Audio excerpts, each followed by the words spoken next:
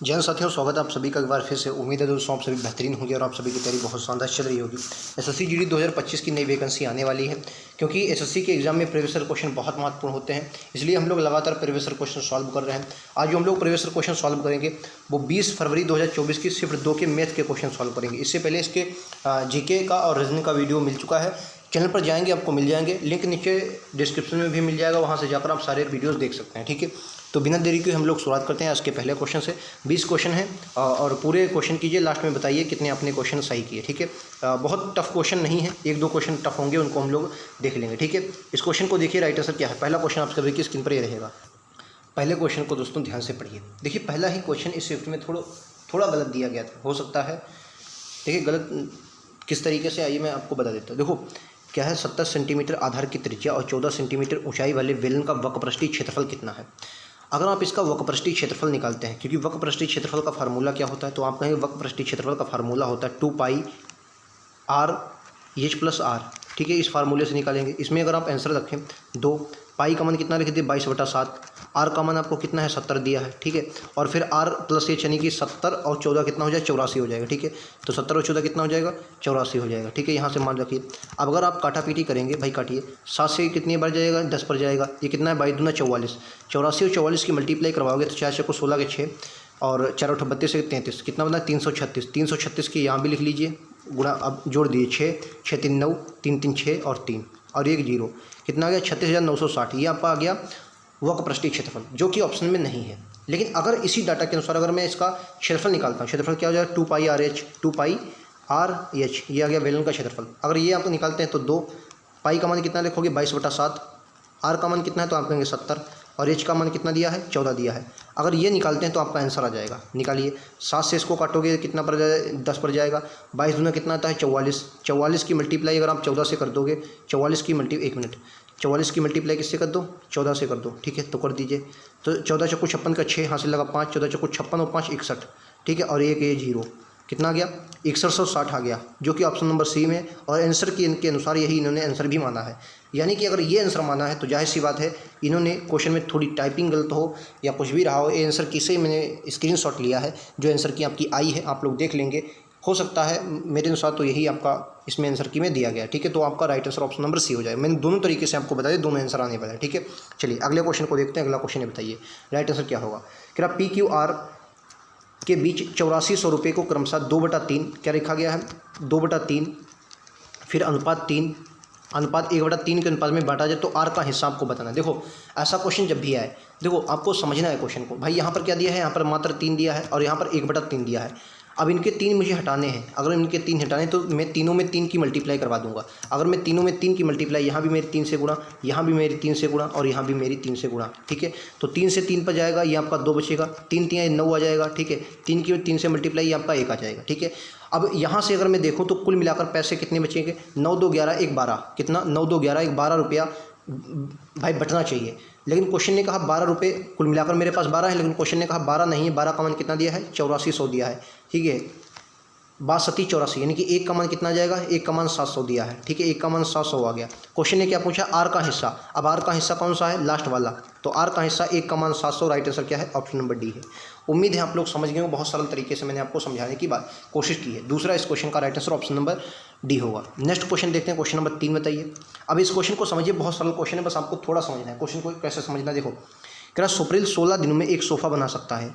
सुप्रील जो है वो 16 दिन में एक सोफ़ा बना सकती है। रेवती के साथ मिलकर काम करते हुए वह 128 दिन बटे 17 दिनों में, भाई जो सुप्रील है वो अकेले 16 दिन में कर सकती है, और अगर रेवती के साथ मिल जाएंगे, रेवती और सुप्रील दोनों मिल जाएँ तो ये यही काम 128 बटे 17 दिन में कर सकती हैं। एक बात बताइए, आप कहेंगे काम, जो काम में दिनों का अनुपात होता है, अगर दिनों का अनुपात होता है, अगर मैं दिनों की अनुपात की बात करता हूँ तो जो सुप्रील है वो 16 दिन में है, और सुप्रील प्लस क्या है रेवती है, इनका अनुपात कितना है 128 बटे 17 है। यही तो है, यही तो है, क्लियर है। यानी कि अगर मैं यहाँ भी 17 से मल्टीप्लाई करवा देता हूँ, यहाँ 17 से मल्टीप्लाई करवा दूँ, यहाँ भी 17 से मल्टीप्लाई, या यहाँ 17 से मल्टीप्लाई ना करवाओ, सीधा क्या करो इसकी मल्टीप्लाई यहाँ कर दो, तो यानी कि ये कितना जाएगा, ये मेरे पास अब अगर निकल के आ जाएगा, मैंने अगर मैं इसका 17 हटा देता हूँ तो मेरे पास 17 इधर आ जाएगा। यानी कि अब ये कितना बचा, ये आ गया 17 गुणे 16 और बटे में 117, यानी कि ये किसका है, काम का अनुपात है। काम का अनुपात ये आ गया, तो इसका ठीक उल्टा क्या होगा, क्षमता का अनुपात होगा। 16 से काट लोगे, 16 ठीक 128 होता है। यानी कि अगर मैं काम का अनुपात देखूं तो 17:8 आया। दिनों का अनुपात, ये किसका है? दिन का अनुपात है। अगर ये दिन का अनुपात है तो ठीक उल्टा इसका कितना होगा? क्षमता का अनुपात होगा। तो क्षमता का अनुपात कितना आ गया? सुप्रील की क्षमता दोस्तों 8 आ जाएगी और सुप्रील और रेवती दोनों की क्षमता कितनी आ जाएगी? 17 आ जाएगी। इस क्वेश्चन को समझना है। आप इसको दूसरे तरीके से लगाएंगे दोस्तों, पसीने आपके छूट जाएंगे, शायद ही आप क्वेश्चन को कर पाएंगे। ये बहुत टफ क्वेश्चन आप समझ सकते हैं, लेकिन मॉडरेट तो इस क्वेश्चन को समझ ही सकते हैं, बस तरीका आपको पता चलना चाहिए। यानी कि अब मुझे ये बताइए, सुप्रील की क्षमता मेरे पास कितनी आ गई? 8 आ गई, और सुप्रील और रेवती दोनों की क्षमता मेरे पास 17 आ गई। यानी कि मैं ये बात कह सकता हूँ, अगर रेवती की मैं अकेले क्षमता निकालता हूँ तो मुझे पता है रेवती की अकेली क्षमता कितनी आ जाएगी? 9 आ जाएगी। ये बात क्लियर होगी? उम्मीद है आपको क्लियर होगी। अच्छा, अब क्वेश्चन क्या कह रहा है? क्वेश्चन कह रहा है कि यह रेवती अकेले काम को पूरा करने में रेवती को कितने दिन लगेंगे? रेवती अकेले काम करे तो मुझे पहले पता होना चाहिए कि काम कितना है। तो मुझे ये पता है कि सुप्रील जो है, सुप्रील जो काम है वो कितने दिन में कर सकती है? यानी कि 16 काम 16 दिनों में 8 की क्षमता से सुप्रील करती है, तभी तो काम कर पाएगा। भाई सुप्रील की क्षमता कितनी? 8, और कितनी दिनों में कर पाती है? 16 दिनों में कर पाती है 8 से क्षमता, तभी तो काम हो पाता है। बिल्कुल, तो यही काम भैया कितनी? 9 क्षमता से कितने दिनों में होगा? यही तो क्वेश्चन कह रहा है। 9 क्षमता से कितने दिनों में होगा? तो 9 क्षमता से यक्ष दिनों में होगा, क्योंकि अब 9 गुणे में इधर भाजित में आ जाए तो 16 ठीक कितना हो जाएगा? 128। 128/9 इस क्वेश्चन का right answer option number D में है। ठीक है, शायद आपको क्वेश्चन ना समझ में आया, मैं बोल सकता हूँ, लेकिन अगर आप क्वेश्चन को दोबारा दोस्तों समझेंगे और बहुत अच्छे से समझने की कोशिश करेंगे तो क्वेश्चन आपका समझ में आ जाएगा। बस आपको एक बात, बहुत छोटी सी बात ये याद रखनी है। वो बात क्या है कि जो आपका दिनों का अनुपात आया है, ठीक उल्टा उसका क्षमता का अनुपात होता है। बस यही बात आपको समझनी है, क्वेश्चन आपका समाप्त है। हो सकता है यहाँ पर ना समझ पाए हो तो मैं आपको फिर से समझ। देखो ऐसा होता है, जिससे मैंने क्या लिख लिया? 1/2 लिख लिया, और क्या लिख लिया? 2/4 लिख लिया। ठीक है, तो अगर मुझे यहाँ पर 1/4 नहीं 2/3 लिख लिया। ठीक है, तो अगर मुझे इनको बराबर करना है तो इन दोनों का लासा लेना पड़ता है, और लासा कितना है? तो आप कहेंगे भाई लासा, चलो इसको 3 ही हटा दो, अब मुझे 2 के बराबर करना। तो यहाँ भी मैं अगर 2 से मल्टीप्लाई करवा दूँ, यहाँ भी 2 से मल्टीप्लाई करवा, तो वही बात है। यानी कि यहाँ से 2 से 2 कट जाएगा, 1 आ जाएगा, और इधर कितना आ गया? 2 दूनी 4 आ गया। ठीक है, तो वही बात है, मैंने डायरेक्ट इसमें 17 इधर कर दिया था। ठीक है, उम्मीद है आप लोग ये बात समझ गए होंगे। नेक्स्ट क्वेश्चन आपकी तरफ ये रहेगा, राइट आंसर क्या है बताना है। बताइए राइट आंसर क्या हो जाएगा। इस क्वेश्चन को देखिए, बहुत सरल क्वेश्चन है। कह रहा 72 जिल्द 720 पुस्तकों की जिल्दबाजी 22 दिनों में कर सकते हैं, तो 12 दिनों में 660 पुस्तकों की जिल्दबाजी करने के लिए कितने जिल्दसाजों की आवश्यकता होगी? देखिए, काम हमेशा आपने फार्मूला पढ़ा हुआ है, 72 जिल्दसाज हैं। ठीक है, 22 दिनों में काम करते हैं तो कितना काम हो पाता है? 720 पुस्तकें हो पाती हैं। यही काम भाई कितना? अब 660 पुस्तकें, जो काम होता है हमेशा नीचे डालना है, 12 दिनों में करने के लिए यक्ष जिल्दसाजों की मैंने समझा मुझे आवश्यकता है। ठीक है, काटा पीटी कर दो, आंसर आ जाएगा। ठीक है, 72 से अगर आप काटोगे 10 बार, ये 72 से 72 चला गया। ठीक है, चलिए आगे देख लीजिए। आगे अगर आप देखते हैं तो अब क्या कर सकते हैं, इसको आप 0 से 0 काट दीजिए। ठीक है, 12 से काटिए, 2 से काटोगे 6 पर जाएगा, 2 से काटोगे 11 पर जाएगा, 6 से इसको काटोगे भी 11 पर जाएगा। अब 11 की 11 में मल्टीप्लाई करवाओगे तो 11 ग्राम कितना हो जाएगा? 121। 11 ग्राम में 121 right answer option number B है। ठीक है, तो बी इस क्वेश्चन का राइट आंसर हो जाएगा। उम्मीद आप लोग समझ गए होंगे। ठीक है, चलिए नेक्स्ट क्वेश्चन को देखते हैं। ये बताइए राइट आंसर क्या है। ये देखिए, एक व्यापारी ने एक सामान का क्रय मूल्य 50% अधिक अंकित किया और फिर 20% की छूट देता है। छूट देने के बाद व्यापारी कितने % का लाभ कमाता है, ये आपको बताना है। देखो, मैंने माना कि पहले क्रय मूल्य कितना था? 100 रुपया था। अगर 100 रुपये क्रय मूल्य था, क्रय मूल्य से 50% अधिक अंकित करता है, तो 100 में 50 अधिक अंकित कर दिया तो कितना आ गया? 150 हो गया। भाई 50% अधिक अंकित कर गया, यानी कि आधा, तो 100 का आधा 50, तो यानी कितना हो गया? 150 हो गया। अब 150 पर 20 की छूट देता है। अब वैसे आपको ऐसे ही पता होना चाहिए कि 150 का 10% 15 और 20% कितना होगा? 30 होगा। अगर ये आप ऐसे लगा सकते हैं तो 30 आ जाएगा। लेकिन अगर आपको इतना नहीं पता तो सीधे इधर निकाल लीजिए। भाई 150 पर 20% की छूट देगा तो यानी कि 80/100 लिखना पड़ेगा, बिल्कुल लिखना पड़ेगा। 15 ठीक कितना आ जाएगा? 120 आ जाएगा। ठीक है, एक 0 से 2 0 चला गया, एक 0 से ये 0 चला गया, तो कितना आ गया? 15 ठीक 120, यानी कि अब मेरे पास कितना आ गया? 120 आ गया। ये बात आपको क्लियर हुई ना? भाई समझिए, मेरे पास 100 रुपया क्रय मूल्य था, 50 मैंने अधिक अंकित किया तो 150 हो गया। अब 150 क्या किया? 20% की छूट दी, तो मैंने 100 में से 20 को हटा दिया, 80 कर दिया। ठीक है, तो 20% की छूट दे दी, तो अब मेरे पास 80 आ गया, 120 आ गया। अब क्वेश्चन ने क्या किया है? छूट देने के बाद व्यापारी को कितने % का लाभ हुआ? एक बात बताइए, कोई चीज़ आपकी 100 की थी, अगर वो मेरे पास 120 की बिकी तो कितने का लाभ हुआ? 20 का।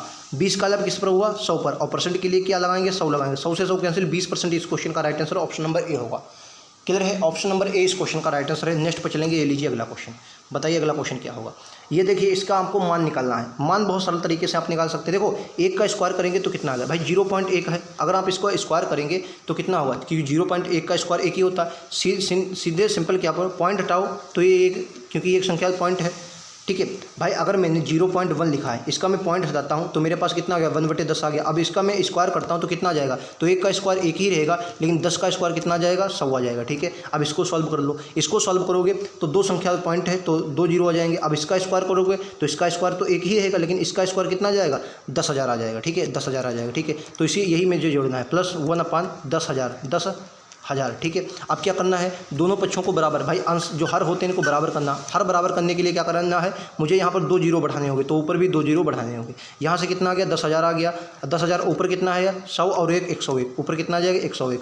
अब उसने क्या पूछा, इसका मान पूछा है। अब देखो कितने जीरो हैं, 4 जीरो हैं, यानी कि 4 संख्या पॉइंट आएगा। अगर मेरे पास 101 लिखा है, 4 संख्या पॉइंट है, तो 1 जीरो और मुझे पहले लगाना पड़ेगा। ये आपका आंसर आ जाएगा, जो कि ऑप्शन नंबर सी में दिया है, बी में दिया है। क्लियर है, उम्मीद है ये बात क्लियर होगी। बहुत आसान तरीके से आप लोग इस बात को समझ गए होंगे। नेक्स्ट क्वेश्चन आपकी स्क्रीन पर ये रहेगा, बताइए राइट आंसर क्या है।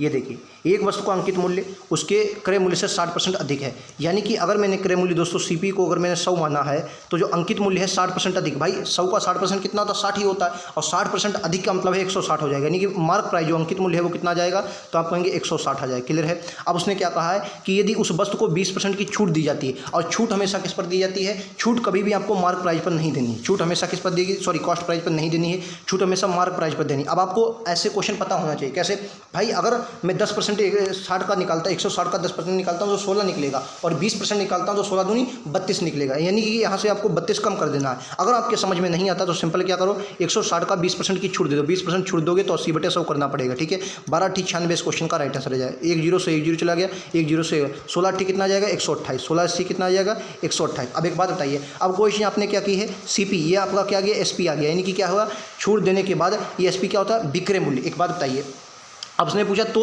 लाभ परसेंट कितना होगा। एक बात आप अपने आप बताना है भाई, कोई चीज़ आपने कितने की 100 की खरीदी है। क्लियर है, अगर 100 की खरीदी और 128 की बेची तो कितने का लाभ हुआ, तो आप साफ साफ कहेंगे भाई 28 का लाभ हुआ। वैसे अगर आपको अच्छे से आपने मैथ पढ़ी है तो 100 से जितना कोई चीज़ ज़्यादा होती है या कम होती है वही परसेंटेज में आती है। जैसे 100 से 28 ज़्यादा तो 28% आंसर आएगा, 100 से अगर 28 कम होती तब भी 28% आंसर आता। ठीक है, लेकिन वो हानि में आता है, ये लाभ में आएगा, क्योंकि 100 से ज़्यादा है। तो 100 से 28 ज़्यादा है, किससे, 100 से, क्योंकि लाभ और हानि हमेशा कहाँ पर होती है, कॉस्ट प्राइस पर होती है। और परसेंट के लिए 100 लगाएं, 100 से 100 कैंसिल, 28% क्वेश्चन का राइट आंसर है, 20 क्वेश्चन का राइट आंसर होगा। ठीक है, चलिए नेक्स्ट क्वेश्चन को देखते हैं। क्वेश्चन नंबर 8 आपकी स्क्रीन पर रहेगा।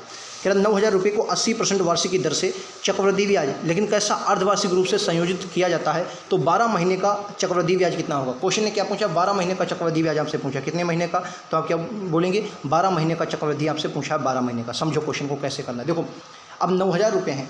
अब देखो आपको हमेशा पता होना चाहिए, जब भी चक्रवृद्धि ब्याज होता है तो चक्रवृद्धि ब्याज अगर अर्धवार्षिक होता है तो क्या होता है, दर जो होती है, दर कितनी होती है, आधी हो जाती है। यानी दर आधी का मतलब 80% है, तो दर आपकी कितनी हो जाएगी, 40% आ जाएगी, और समय 2 गुना। अब समय यहाँ पर 1 वर्ष है तो समय 1 वर्ष ना होकर समय कितना हो जाएगा, 2 वर्ष हो जाएगा। अब 40% की आपको फ्रैक्शन वैल्यू पता होनी चाहिए। 40% की फ्रैक्शन वैल्यू हटाओगे, निकालोगे तो परसेंट हटेगा, बटे में कितना आ जाएगा, 100 आ जाएगा। 20 से काट लो, 20 दूना 40, 20 पंचे 100। यानी कि कोई राशि अगर 5 होगी तो उस पर 2 का ब्याज होकर 7 हो जाएगी, यानी कि क्या हो जाएगी, 7 हो जाएगी। क्लियर है, ये बात मेरी आपको अगर क्लियर है तो आपका आंसर लग गया। भाई अगर कोई राशि 5 की है तो 2 का उस पर ब्याज मिलेगा, 7 की हो जाएगी। ठीक है, समझो अगर मेरे पास पहले 5 की रुपया था तो अब कितना हो गया, 7 हो गया। अगर दूसरे वर्ष भी मेरे पास 5 था तो 7 हो गया। 2 वर्ष क्यों लिया, क्योंकि ब्याज अर्धवार्षिक था, और 12 महीने में एक ही वर्ष होता है ना, लेकिन अगर अर्धवार्षिक होगा तो 2 किस्तें आपको मिलेंगी। ठीक है, अच्छा यहाँ मूलधन आपका 25 हो जाएगा, यहाँ पर कितना हो जाएगा, 49 हो जाएगा, यहाँ कितना आ जाएगा, 49 आ जाएगा। ठीक है, तो उसने क्वेश्चन ने पूछा क्या था, तो 12 महीने के बाद चक्रवृद्धि ब्याज, भैया कितना ब्याज मिलेगा, तो आप कहेंगे 24 का ब्याज मिलेगा। कितना मिलेगा, 24 ब्याज मिलेगा। और 25 की वैल्यू कितनी दी है, आप कहेंगे, अगर देखो अब यहाँ पर थोड़ा समझना है, अब और थोड़ा समझना क्या है, क्या 9,000 मुझे काटने, नहीं, मैंने क्या कर लिया, इसे 90 गुणा 100 में काट लिया, 90 गुणा 100 में तोड़ लिया। क्यों तोड़ लिया, क्योंकि मेरी कैलकुलेशन आसान हो जाए। ठीक है, अगर इसको 25 से काटोगे तो कितने बनेगा, 25 चौको 100, यानी कि अब ये जो आया 9 चौक 36, 9 के गुना आया। ठीक है, अब इसमें क्या करो, 24 की मल्टीप्लाई करवा, तो 24 चौको कितना हो जाएगा, 96। अब 96 की फिर से 9 से मल्टीप्लाई करवा दो, तो 9 छाक 54, 6 बार गया, 4 बचा, 1 मिनट, 9 छाक 54 के 4 हासिल लगा 5, 9 9 81, 81 5 कितना आ जाएगा, 86। ये राइट आंसर आपका ऑप्शन नंबर डी है। ठीक है, 8640, क्योंकि 1 जीरो ये भी तो होगा। ठीक है, तो 8640 इस क्वेश्चन का राइट आंसर है, ऑप्शन नंबर डी आंसर होगा। ठीक है, डी इस क्वेश्चन का राइट आंसर है। क्लियर है, डी क्वेश्चन का राइट आंसर हो जाएगा। नेक्स्ट पर देखने अगला क्वेश्चन, इस क्वेश्चन को देखिए, ये भी एक बेहतरीन क्वेश्चन है। क्वेश्चन में कुछ नहीं, समझना है क्वेश्चन को कैसे करना है, आइए समझते हैं। कह रहा किसी धनराशि का, क्वेश्चन साफ आपसे कह रहा किसी धनराशि का, 1 मिनट, कह रहा कि 5 वर्षों के लिए साधारण ब्याज उस धनराशि का 2/5 है, यानी कि साधारण ब्याज 2005 2/5 है, यानी कि जो SI होगा इसमें आपका कितना आ जाएगा, 1 मिनट, ये क्वेश्चन देखिए, कह रहा 5 वर्षों के लिए साधारण ब्याज 2 है, वो उस राशि का 2/5 है। यानी कि यहाँ पर जो एसआई होगा, एसआई मतलब क्या होता है, साधारण ब्याज, जो एसआई होगा वो कितना होगा, 2 होगा, और मूलधन जो होगा, मूलधन कितना होगा, तो मूलधन आपका 5 होगा। ठीक है, अब आपको फार्मूला लगाना है भाई, साधारण ब्याज बराबर क्या होता है, मूलधन गुणे दर, उसने दर ही पूछी है, गुणे समय, समय कितना है 5 वर्ष दिया, बटे का कितना होता है 100 होता है, यही आपका होगा, बिल्कुल होगा। आइए देख लेते हैं भाई, पचम कितना होता है, पचम 25, अब 25 से कितनी बार जाएगा, 4 बार, और 4 दूनी 8, यानी कि आर का मान कितना आ गया, 8% आ गया। Right answer option number B होगा। क्लियर है? अगर ये बात क्लियर है तो अगले क्वेश्चन को चलते हैं। ये लीजिए आपका अगला क्वेश्चन, बताइए राइट आंसर क्या होगा। देखिए, कह रहा 5 संख्याओं का औसत 32 है, यदि एक संख्या को हटा दिया जाए तो औसत 28 होता है, हटाई गई संख्या क्या है। देखो 5 संख्याओं का औसत कितना, 5 संख्याएं, उनका औसत अगर 32 है तो उनका योग कितना होगा, 2 5 10 का 0 हासिल लगा, 1 5 या 15 और 1 16, 160 होगा। अब मेरे पास संख्याएं एक अगर हटा दी तो मेरे पास संख्याएं 4 बची, और इनका अब औसत कितना है 28 है। ठीक है, 28, 4 8 या 8 चक्कू 32 का 2 हासिल लगा 3, 4 दूनी 8, 8 3 कितना होगा 11। ठीक है, 112 आ गया। अब अगर इनमें से हटाएंगे तो कितना आ जाएगा, 48 इस क्वेश्चन का राइट आंसर। घटा लीजिए, 48 इस क्वेश्चन का राइट आंसर है, ऑप्शन नंबर ए आ गया। तो हटाई गई संख्या कितनी हो जाएगी, 48 हो जाएगी। ठीक है, चलिए नेक्स्ट क्वेश्चन को देखते हैं। ये बताइए राइट आंसर क्या है। विद्यार्थियों को वह अधिकतम संख्या ज्ञात कीजिए जिसमें जिनके बीच 1003 और 2703 कैंडी इस प्रकार बांटी जाती हैं कि प्रत्येक विद्यार्थी को प्रत्येक चॉकलेट और कैंडी समान संख्या मिले। जब भी आपको ऐसा क्वेश्चन आता है क्या है, समान संख्या वाला, तो इन संख्याओं का क्या निकाल देना, मासा निकाल देना। क्या है, मासा निकाल देना। अब मासा या तो आप भाग विधि से निकालें या किससे निकालें, सबसे बढ़िया क्या, ऑप्शन से चिकन लें। अगर आप देखेंगे ऑप्शन से 19 से ये संख्या नहीं कटेगी, 19 से काटोगे 19 पंचे 95, कितना बचेगा 15 बचेगा, 19 पंचे 95, ये कितना बचे 5 बचा। क्या 19 से 53 कटता है, नहीं बढ़ता है, यानी कि 19 से ये संख्या नहीं कटेगी। इसी तरीके से 29 से काटोगे संख्या नहीं कटेगी, लेकिन अगर आप 17 से काटेंगे कटते हैं, क्योंकि 17 पचे कितना होता है, 17 पचे 85 बचा 15, 15 में 153 होता है, 17 नाम में 153। ठीक है, 17 नाम में कितना 153, यानी कि 59 से पूरी संख्या कट जाएगी। आंसर आपका कितना आ जाएगा, 17 आ जाएगा। 17 एक ऐसी संख्या है जो आपका 1003 को भी काटती है, 2703 को भी काटती है, तो इसलिए आपका आंसर कितना आ गया, 27 आ गया। बस बहुत सरल क्वेश्चन था, बस हमको तरीका इस क्वेश्चन का पता होना चाहिए था। ठीक है, नेक्स्ट क्वेश्चन को देखते हैं। बताइए अगला क्वेश्चन क्या है।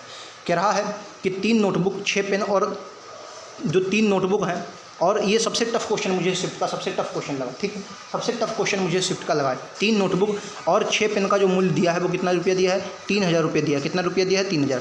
अब उसने क्या पूछा, अब क्वेश्चन ने ये थोड़ा यहाँ पर समझना है, एक नोटबुक और 12 पेन खरीद सकता है, यदि उसने कहा उतने ही पैसों में एक व्यक्ति एक नोटबुक और 12 पेन खरीद सकता है। यहाँ पर आपको समझना है कि अब उसने क्या किया है, पैसे उसके पास 3000 हैं, लेकिन अब उसने क्या किया है, एक नोटबुक खरीदा है और पेन कितने खरीदे हैं, 12 पेन खरीदे हैं। यहाँ से एक बात आपको क्लियर होगी, अगर 12 पेन खरीदे हैं तो एक बात क्लियर होगी क्या भाई, अगर उसने 2 नोटबुक कम खरीदी हैं, भाई पहले कितनी 3 नोटबुक खरीदा था और 6 पेन खरीदा, तो 3000 रुपये के रुपये, लेकिन रुपया अभी वो 3000 खर्च कर रहा है, 3000 रुपये खर्च कर रहा है, लेकिन यहाँ पर क्या है, एक पेन खरीदा, तो पेन कितने कम किए, 2 पेन अगर उसने कम किए हैं तो उसे 2 नोटबुक अगर उसने कम की हैं तो उसे कितने ज़्यादा पेन मिले, 6 पेन मिले। यानी कि मुझे एक बात यहाँ पर क्लियर आ गई है कि 2 नोटबुक का मूल्य कितने है, 6 पेन के बराबर है। अगर 2 नोटबुक का पेन 6 पेन के बराबर है तो मैं एक बात और भी कह सकता हूँ कि एक नोटबुक का जो मूल्य होगा वो 3 पेन के बराबर होगा कि नहीं, 3 पेन के बराबर होगा कि नहीं, बोलो। यहाँ तक बात क्लियर है।